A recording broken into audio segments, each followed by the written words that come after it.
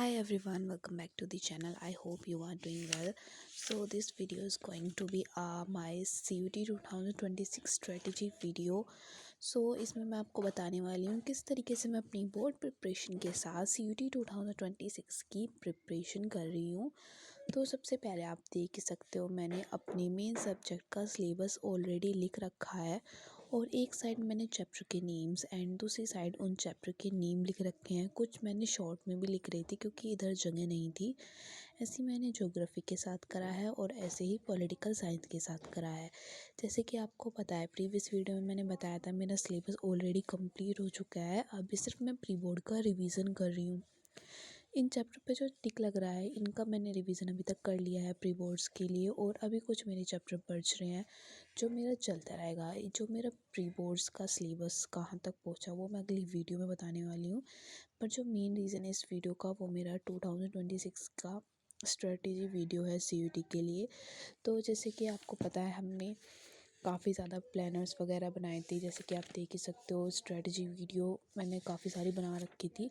परसों मेन जो है वो मेरी CUT के लिए होने वाली है। जैसे कि आपको पता है हमारी डेट शीट रिलीज़ हो गई है और ये मैंने लिख रखी है ताकि मुझे याद रहे कि मुझे कितना सिलेबस और जल्दी से रिवाइज़ करना है और मेरे पास कितना टाइम रह गया है।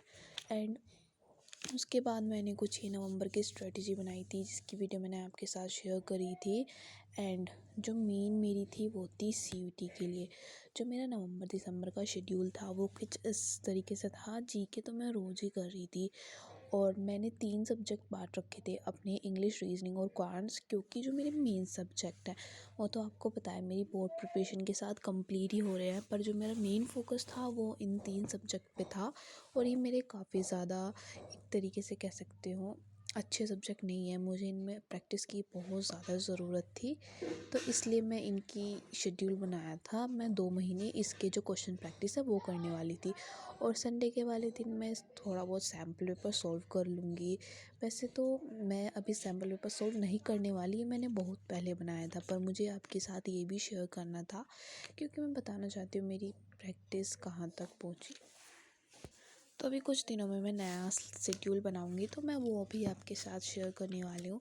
तो मेन रीज़न क्या था, ये मेरी 15 डेज स्ट्रेटजी वीडियो थी नवंबर की। ये मेरी प्री बोर्ड्स की और मेरी CUT 2026 की थी।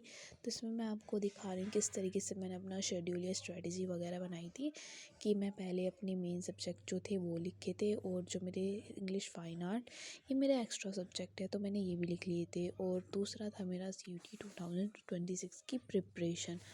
तो इसके सब्जेक्ट भी मैंने नीचे लिख लिए थे इंग्लिश, क्वांट, रीजनिंग और GK।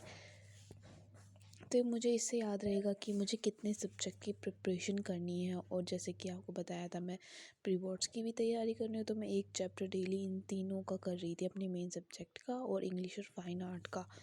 और जो मेरा CUT का था वो यूजुअली जो मैं अल्टरनेटिव कर रही थी, जो मैंने आपको पीछे ये वाला शेयर करा था, इस तरीके से ही कर रही हूँ। और इसके अलावा मैंने अभी कोई स्ट्रेटजी नहीं बताई है और बनाऊंगी तो मैं आपके साथ ज़रूर शेयर करूंगी। पर अभी मेरी यही थी कि मैं अपनी वीकली प्लानर इस तरीके से बना रखा है कौन से दिन मुझे कौन सा सब्जेक्ट पढ़ना है।